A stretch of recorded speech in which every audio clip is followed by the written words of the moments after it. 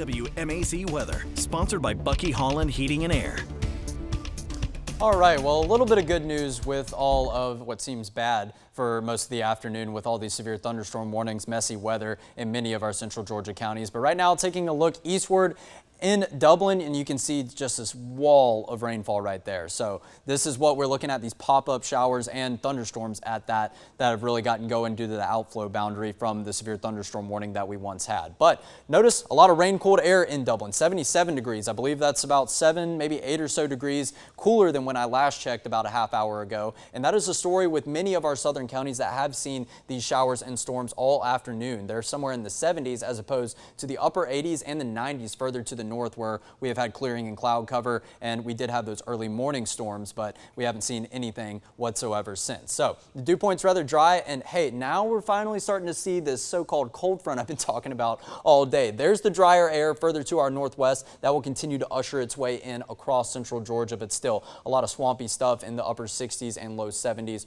right now in terms of dew points in most of central Georgia. So a live look at the radar, like I said, northwestern half looking all dry right now, so looking at good weather, but now really starting to see a flare-up of activity on our eastern side right here. So stretching all the way up to from Washington County down to Montgomery County. Let's break it down. Some showers around the Sandersville, Tennille areas, and then more so thunderstorms as we get into Johnson County, almost encompassing the whole county right there around Wrightsville. And then we take it a step down further. The most intense thunderstorm that we do have right now moving on out of East Treutlen County right there. You can see all that lightning and heavy rainfall bunched up together. I imagine there's a hail signature as well with that. But then let's take it over to the southwest. Not seeing the bunching up and the concentration of lightning that we're seeing like that thunderstorm that we did just take a look at, but still it seems like constant rain over the past couple of hours in these areas further down to the southwest around Chris County. And you can see that reflected on our rainfall totals. Locally heavy rainfall amounts in these areas that have seen thunderstorms and showers. So 1.5 inches in Macon County, further down in Chris County,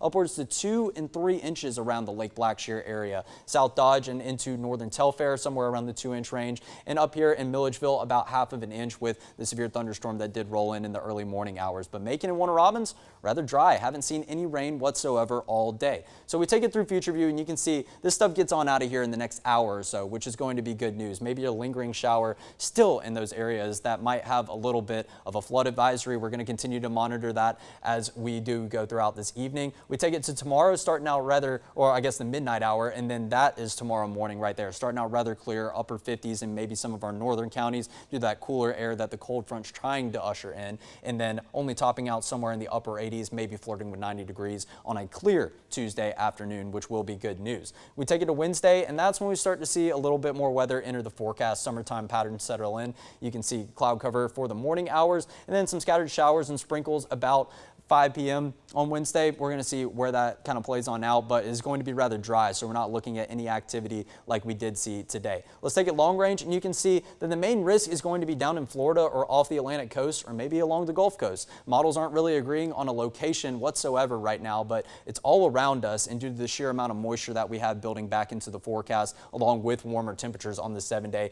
I imagine we have about a 20% chance of a shower or a thunderstorm each and every day, but definitely not looking at an organized threat like we did have for today. So day by day, that you can see those dew points up there in the 60s and the 70s today. Let's drop them on down to the 50s. How about that? Getting a lot more comfortable out there. And as I mentioned, I'll get this right this time. The Dogs playing for a trip to Omaha tonight. Weather looking much better than it is down here. So there's the warming trend that I just told you about. Low 90s by Wednesday and Thursday. Friday and Saturday, we're creeping on up into the mid 90s and then dropping down a little bit for a little bit more of a pleasant Father's Day, but about a 20% chance of rain from Wednesday on into Monday. The summertime pattern is settling in.